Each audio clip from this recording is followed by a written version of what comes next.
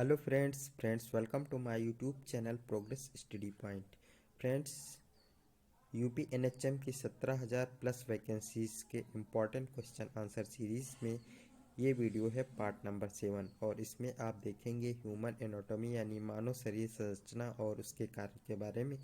तो ये आपके लिए होने वाले मोस्ट इम्पॉर्टेंट क्वेश्चन हैं और पार्ट नंबर 7 है, टॉप 20 क्वेश्चन है। और इस चैनल को आप सब्सक्राइब करें और ऑल नोटिफिकेशन बेल ऑन करें, तभी आपको मेरे हर आने वाले नए वीडियो की क्या है नोटिफिकेशन मिल पाएगी। और ज़्यादा से ज़्यादा लाइक करें और इस वीडियो को शेयर करें। और फ्रेंड्स, इस वीडियो के अंत में लास्ट में एक मैं इम्पॉर्टेंट क्वेश्चन पूछूंगा आप लोगों से और उसका आंसर आप लोगों को देना होगा और वो आंसर आप लोग कमेंट सेक्शन में देंगे। ठीक है फ्रेंड्स, तो शुरू करते हैं। पहला क्वेश्चन है थायराइड ग्रंथि कहाँ पर स्थित होती है। ठीक है, तो ऑप्शंस आपके हैं मस्तिष्क के आधार पर, बी हृदय के पास, सी ग्रीवा क्षेत्र में और डी आमाशय व ग्रहणी के बीच में। तो थायराइड ग्रंथि हमारी स्थित होती है कहाँ पर? ग्रीवा क्षेत्र में, यानी हमारे जो गर्दन होती गला होता है उसके अग्रभाग में। जैसे कि आपका ये गला हो गया और यहाँ पर ये क्या होती है, ये आपकी थायराइड ग्लैंड स्थित होती है और ये क्या होती है, तितली के आकार की होती है, बटरफ्लाई शेप में होती है। और ये दो इम्पॉर्टेंट हार्मोन का सिक्रेशन करती है। एक तो हो गया आपका T3 और एक हो गया आपका T4। ठीक है, और थायरॉक्सिन की कमी से क्या होता है, थायरॉक्सिन जो हार्मोन होता है उससे रिलेटेड दो बीमारियां होती हैं। एक तो होता है हाइपोथायराइड और दूसरी होती है हाइपरथायराइड। ठीक है, और थायरॉक्सिन जो हार्मोन होता है उसका काम होता है हमारे शरीर के मेटाबॉलिज्म को बनाए रखना और हार्ट रेट और टेम्परेचर, ठीक है, शरीर के तापमान को रेगुलेट करना। ये होता है हमारा थायरॉक्सिन हार्मोन का कार्य। ठीक है, एक एंडोक्राइन ग्लैंड है। एंडोक्राइन ग्लैंड्स दो प्रकार की होती हैं, एंडोक्राइन और एक्सोक्राइन।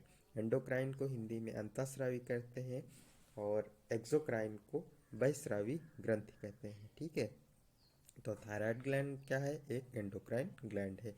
कहाँ पर पाई जाती है? गर्दन के अगले भाग में, ग्रीवा यानी नेक के पार्ट में। तो राइट ऑप्शन होगा आपका C. C option is the right answer. और नेक्स्ट क्वेश्चन हमारा है लेडिंग कोशिकाओं की स्थिति एवं स्राव क्या है। ठीक है, जो लेडिंग सेल्स होती हैं वो कहाँ पर पाई जाती हैं?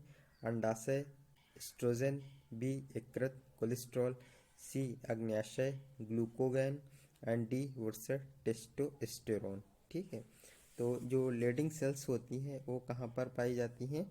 वो पाई जाती हैं कहाँ पर? टेस्टीज में। ठीक है, टेस्टीज में पाई जाती हैं और यहाँ से क्या, टेस्टोस्टेरोन हार्मोन का स्राव होता है। टेस्टोस्टेरोन को क्या कहा जाता है? एक सेक्स हार्मोन भी कहा जाता है। ठीक है, जो कि व्यक्ति की सेक्स डिजायर्स को रेगुलेट करता है। कम या ज़्यादा होना इसके सिक्रेशन पे डिपेंड करता है। पुरुष के मेनली दो हार्मोन होते हैं। ठीक है, एक तो होता है टेस्टोस्टेरोन और दूसरा होता है एंड्रोजन। ठीक है, एंड्रोजन क्या होता है? दूसरा हार्मोन होता है। और एंड्रोजन कुछ मात्रा में क्या है, महिलाओं में भी पाया जाता है। और आप देखते हैं सोसाइटी में कि कुछ महिलाओं के हल्की सी मूछें और दाढ़ी आती हैं। ठीक है, तो उन महिलाओं में क्या है, एंड्रोजन हार्मोन की अधिकता होती है। अधिकता मतलब एंड्रोजन हार्मोन का सिक्रेशन ज़्यादा होता है, जिसकी वजह से उनके चेहरे पे, फेस पे बाल आ जाते हैं। ठीक है, तो राइट आंसर होगा क्या आपका डी। लेडिंग सेल्स कहाँ पे होती हैं? टेस्टिस में होती हैं, वहाँ से टेस्टोस्टेरोन हार्मोन का स्राव होता है। नेक्स्ट हमारा है मानव में लाल रक्त कोशिकाओं का जीवन काल कितना होता है। आरबीसीज का लाइफ स्पैन कितना होता है? और आरबीसी का जो आ, होता है आपका फुल फॉर्म, वो होता है red blood cells. Red blood cells इसका फुल फॉर्म है। और हमारे शरीर में तीन प्रकार के जो रक्त कोशिकाएं पाई जाती हैं। एक तो आरबीसीज होगी, दूसरी हो गई आपकी क्या, WBC, और तीसरी है आपका platelets. WBC white blood cells कहते हैं, ये शरीर की प्रतिरक्षा को मजबूत बनाती हैं। प्लेटलेट्स हमारे ब्लड में क्लॉटिंग का काम करती हैं, ठीक है। तो जैसे हम कहीं पर कट जाते हैं तो थोड़ी देर बाद 1 या 2 मिनट में आपका ब्लड बहना बंद हो जाता है, तो किस वजह से होती है, इसका ये काम करती है प्लेटलेट्स, ठीक है। प्लेटलेट्स वहाँ पे क्लॉट्स बनाती है, इसकी वजह से हमारा ब्लड बहना बंद हो जाता है, ठीक है। और इसमें जीवन काल पूछा जा रहा है, मोस्ट इम्पॉर्टेंट क्वेश्चन है। 120 दिन, 45 दिन, 80 दिन और 180 दिन, ठीक है। तो जो आरबीसीज का जीवन काल होता है वो 120 दिन होता है। ये कहाँ पर बनती हैं, ये बनती हैं आपके बोन मैरो में, जिसको हिंदी में क्या कहते हैं, बोन मैरो को अस्थि मज्जा, ठीक है। यहाँ पर आपकी आरबीसीज बनती हैं। और जो लाल रक्त कणिकाएँ हैं आरबीसीज हैं, तो इसमें क्या है, हीमोग्लोबिन रहता है। और ये आपके बॉडी में जो फेफड़े होते हैं, लंग्स होते हैं, वहाँ से ऑक्सीजन को ट्रांसपोर्ट करके पूरी बॉडी में पहुंचाती हैं, और जो बॉडी के सेल्स होती हैं उस सेल्स तक ऑक्सीजन को क्या करती हैं, परिवहन करती हैं। कौन करता है, आरबीसीज करती हैं, ठीक है। तो राइट आंसर होगा आपका ए, 120 दिन, ठीक है। 120 दिन होता है इसका लाइफ स्पैन, जीवन काल। राइट आंसर होगा ए। नेक्स्ट क्वेश्चन पे चलेंगे। स्वस्थ नेत्र के लिए स्पष्ट दृष्टि की न्यूनतम दूरी क्या है? ऑप्शन है 25 सेंटीमीटर, 50 सेंटीमीटर, 100 सेंटीमीटर, 30 सेंटीमीटर। तो स्वस्थ नेत्र के लिए स्पष्ट दृष्टि की न्यूनतम दूरी होती है 25 सेंटीमीटर, ठीक है, 25 सेंटीमीटर। राइट आंसर होगा आपका ए। एंड नेक्स्ट क्वेश्चन हमारा है, इंसुलिन का स्रावण करने वाली कोशिकाएं क्या हैं? जो इंसुलिन का सेक्रेशन होता है तो वो कौन सी सेल्स उसका सिक्रेट करती हैं, ठीक है। तो ऑप्शन है बीटा, अल्फा, डेल्टा, उपरोक्त से भी। तो जो बीटा सेल्स होती हैं यानी बीटा कोशिकाएं होती हैं वो इंसुलिन का सिक्रेशन करती हैं। और इसकी कमी से क्या होता है, हमें क्या होता है, डायबिटीज़ नाम की बीमारी हो जाती है। और इसमें राइट आंसर होगा ये। और बीटा सेल्स कहाँ पाई जाती हैं, ये पाई जाती हैं आपके पैंक्रियाज में, जिसको कि हिंदी में अग्न्याशय कहते हैं। और पैंक्रियाज अग्न्याशय एक ऐसी ग्रंथि है जो कि अंतःस्रावी और बहिःस्रावी दोनों ग्रंथि के रूप में जाना जाता है, यानी एंडोक्राइन और एक्सोक्राइन दोनों ग्रंथि की भांति काम करती है। और इसमें राइट आंसर होगा आपका ए। एंड नेक्स्ट क्वेश्चन हमारा है, निम्न में से कौन सी ग्रंथि आंसुओं का स्रावण करती हैं, ठीक है। कौन सी ग्रंथि आंसुओं का स्रावण करती हैं? तो ऑप्शन है सीबेसियस ग्लैंड, ठीक है, और सीबेसियस ग्लैंड, और बी है आपका लैक्रिमल ग्लैंड, और सी है आपका पिट्यूटरी ग्लैंड, और डी है आपका आइरिस, ठीक है। तो कौन सी ग्रंथि आंसुओं का श्रावण करती है? तो ये करती है आपकी लैक्रिमल ग्लैंड, ठीक है। लैक्रिमल जो ग्रंथि होती है वो क्या है, आंसुओं का श्रावण करती है, ठीक है। कौन सी ग्रंथि आंसुओं का श्रावण करती है? लैक्रिमल ग्लैंड आंसुओं का श्रावण करती है। और आपने देखा होगा जो छोटे बच्चे होते हैं, बहुत ही छोटे होते हैं, मतलब 6 महीने के अंदर, तो जब वो बच्चे रोते हैं तो उनको उनकी आंखों से आंसू नहीं आते हैं। किस वजह से नहीं आते हैं, शायद आपने कभी सोचा हो। तो इसका कारण ये है कि जो उनकी लैक्रिमल ग्लैंड होती है, जो उनकी आंखों में पाई जाती है, वो सक्रिय नहीं होती है, ठीक है, इनएक्टिव होती है, जिसकी वजह से जब वो रोते हैं तो उनकी आंखों से आंसू नहीं निकलते हैं। ये रीज़न होता है आपका। राइट आंसर होगा लैक्रिमल ग्लैंड।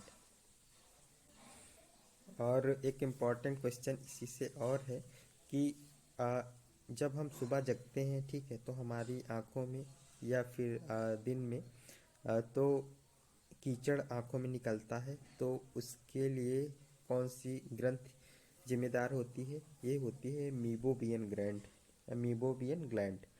मीबोबियन जो ग्रंथि होती है तो वो जब सक्रिय होती है तो क्या होता है, आँखों में कीचड़ आता है। तो आँखों में जो कीचड़ आता है, सफ़ेद जो पदार्थ होता है, तो वो मीबोबियन ग्लैंड से आता है। ठीक है, फिलहाल इसमें राइट आंसर है b, lacrimal gland. And next question हमारा है, किस मानव अंग में सर्वाधिक कोलेस्ट्रॉल का उत्पादन होता है? ऑप्शन है मस्तिष्क, यकृत, हृदय, अग्न्याशय। तो सबसे ज़्यादा जो कोलेस्ट्रॉल का उत्पादन होता है वो होता है आपके यकृत में, जिसको कि हम लीवर कहेंगे। कोलेस्ट्रॉल टू टाइप्स का होता है, एक तो होता है एचडीएल, ठीक है, एक होता है एलडीएल, ठीक है। और जब हमारे शरीर में बैड कोलेस्ट्रॉल बढ़ता है तो हमारी जो आर्टरीज होती हैं वो ब्लॉक होने लगती हैं, और जिसके परिणाम स्वरूप आप हृदय रोग से ग्रसित हो जाते हो। तो जो तो इसमें आपका राइट आंसर होगा यकृत। तो लीवर में क्या है, सर्वाधिक कोलेस्ट्रॉल का उत्पादन होता है। राइट आंसर होगा आपका बी। एंड नेक्स्ट क्वेश्चन हमारा है, सबसे बड़ी रक्त कोशिका कौन सी है? ठीक है, सबसे बड़ी जो ब्लड सेल है वो कौन सी है? आरबीसी और डब्ल्यूबीसी, प्लेटलेट और कुप्फर कोशिकाएं। तो सबसे बड़ी जो रक्त कोशिका है वो कौन सी है? वो है आपकी डब्ल्यूबीसी। ठीक है, डब्ल्यूबीसी क्या है? सबसे बड़ी रक्त कोशिका है। राइट आंसर होगा बी। और नेक्स्ट क्वेश्चन हमारा है, लाल रुधिर कोशिकाओं को इस नाम से भी जाना जाता है। ठीक है, जो रेड ब्लड सेल्स होते हैं, किस अन्य नाम से जाना जाता है? Erythrocytes, B thrombocytes, C leukocytes and D hemocytosis. ठीक है, तो लाल रुधिर कोशिकाओं को किस अन्य नाम से जाना जाता है? ये है आपका एरिथ्रोसाइट्स। ठीक है, एरिथ्रोसाइट्स। लाल रुधिर कोशिकाओं को किस नाम से जाना जाता है? एरिथ्रोसाइट्स। ये option is the right. Next question हमारा है, हीमोग्लोबिन का एक अणु ऑक्सीजन के कितने अणुओं को ले जा सकता है? ठीक है, हीमोग्लोबिन का एक जो अणु है ऑक्सीजन के कितने अणुओं को ले जा सकता है? तो 2, 4, 3 और 6। तो ये 4 अणुओं को ले जा सकता है, 4 अणुओं को ले जा सकता है। B is the right answer. और नेक्स्ट क्वेश्चन हमारा है, निम्न में से कौन सा संवेदी अंग नहीं है? कौन सा सेंसिटिव ऑर्गन नहीं है? आँख, मुख, त्वचा, जीभ। तो जो मुख होता है, मुंह होता है, वो क्या है? संवेदी अंग नहीं है, सेंसिटिव ऑर्गन नहीं है। नेक्स्ट क्वेश्चन हमारा है, ऑडिटरी कैनाल में स्रावित होने वाला चिपचिपा पदार्थ क्या है? ठीक है, तो ऑप्शन है CSF, बी है सीरुमन, सी है पेरिलिम्फ एंड डी है सीबम। तो ऑडिटरी कैनाल में स्रावित होने वाला चिपचिपा पदार्थ क्या है? ये है आपका सीरुमन। B is the right option, right answer. ठीक है, सीरुमन। ठीक है, ऑडिटरी कैनाल में स्रावित होने वाला चिपचिपा पदार्थ क्या है? सीरुमन है। एंड नेक्स्ट क्वेश्चन हमारा है, निम्न में से कौन सा हार्मोन ग्लाइकोजन को ग्लूकोज में बदलता है? ठीक है, कौन सा हार्मोन ग्लाइकोजन को ग्लूकोज में बदलता है? तो ऑप्शन है ग्लूकागॉन, बी है इंसुलिन, सी है एड्रेनलिन एंड डी है कैल्सीटोनिन। ठीक है, तो जो ग्लूकागॉन हार्मोन होता है वो क्या है? ग्लाइकोजन को ग्लूकोज में बदलता है, यानी कि ए इज द राइट आंसर। ठीक है, ग्लूकागॉन हार्मोन क्या है? ग्लाइकोजन को ग्लूकोज में बदल देता है। एंड नेक्स्ट क्वेश्चन हमारा है, निम्न में से कौन सा हार्मोन टी लिम्फोसाइट के विकास में सहायक है? ठीक है, कौन सा हार्मोन टी लिम्फोसाइट के विकास में सहायक है? तो ऑप्शन है हिस्टामिन, बी है थाइमोसिन, सी है सीरोटेनिन एंड डी है सेक्रेटिन। तो जो थाइमोसिन हार्मोन होता है, ठीक है, थाइमोसिन जो हार्मोन होता है वो टी लिम्फोसाइट्स के विकास में सहायक है। B is the right answer. And next question हमारा है, एड्रिनल ग्रंथियों की संख्या होती है, जो एड्रिनल ग्लैंड होती है उनकी संख्या कितनी होती? 1, 2, 3, 4। तो एड्रिनल ग्रंथियों की संख्या होती है कितनी? 2। ठीक है। जटिल ग्रंथियों की संख्या कितनी होती है? 2 होती है। एंड नेक्स्ट क्वेश्चन हमारा है पेनिस के अग्रभाग पर पाई जाने वाली ट्रायंगुलर शेप का नाम क्या है? तो ए है prepuce, glans penis, and c urethra, and d sperm. तो पेनिस के अग्रभाग पर, अगले भाग पर पाए जाने वाली जो ट्रायंगुलर शेप होती है वो उसको कहा जाता है glans penis. B is the right answer. And next हमारा है आरबीसी मैचुरेशन के लिए कौन सा विटामिन आवश्यक है? तो जो रेड ब्लड सेल्स होती हैं उनकी परिपक्वता के लिए कौन सा विटामिन आवश्यक है? ए, B12 और ई और के। तो जो B12 होती है, ठीक है, तो वो क्या है, किसके लिए आवश्यक होती है? आरबीसी के मेच्योरिटी के लिए आवश्यक होती है। और इसका जो रासायनिक नाम है वो है साइनोकोबाल्मिन। ठीक है। B12 का जो रासायनिक नाम क्या है? वो है साइनोकोबाल्मिन है। एंड नेक्स्ट क्वेश्चन है हमारा मानव शरीर की सबसे छोटी अस्थि। ठीक है। मानव शरीर की सबसे छोटी अस्थि कौन सी है? स्टेपीस, बी है फेलेंजेस, एंड सी है मेटाकार्पस, एंड डी है जिफी स्टर्नम। ठीक है। तो मानव शरीर की सबसे जो छोटी अस्थि है वो क्या है? वो है आपकी कौन सी? स्टेपीज है। ठीक है। ए इज द राइट आंसर। ठीक है। स्टेपीज क्या है? मानव शरीर की सबसे छोटी अस्थि है। मानव शरीर की सबसे छोटी अस्थि, मानव शरीर की सबसे छोटी अस्थि कौन सी है? स्टेपीज है। एंड नेक्स्ट हमारा है प्रोटीन उपापचय का प्रमुख उत्पाद है। ठीक है। प्रोटीन उपापचय का प्रमुख उत्पाद क्या है? आयोडीन, यूरिया, कार्बोहाइड्रेट और ग्लाइकोजन। ठीक है। प्रोटीन उपापचय का प्रमुख उत्पाद क्या है आपका? यूरिया। ठीक है। प्रोटीन उपापचय का प्रमुख उत्पाद क्या है? यूरिया है। नेक्स्ट क्वेश्चन हमारा है मानव शरीर की सबसे मजबूत अस्थियां यानी है बोन है। तो ऑप्शन है फीमर, ह्यूमरस, स्कैपुला, क्लेविकल। ठीक है। तो शरीर की सबसे जो मजबूत अस्थि होती है वो होती है आपकी फीमर होती है, जो कि जांघ में पाई जाती है। ठीक है। ये सबसे क्या है? मजबूत अस्थि है, बोन है। तो राइट आंसर होगा ए। लास्ट में एक इम्पॉर्टेंट क्वेश्चंस जो कि आप लोगों को बताना है। टाइलिन किस में पाया जाता है? टाइलिन किस में पाया जाता है? ऑप्शंस लार में, आमाशय रस में, अग्न्याशय रस में और पित्त में यानी बाइल में।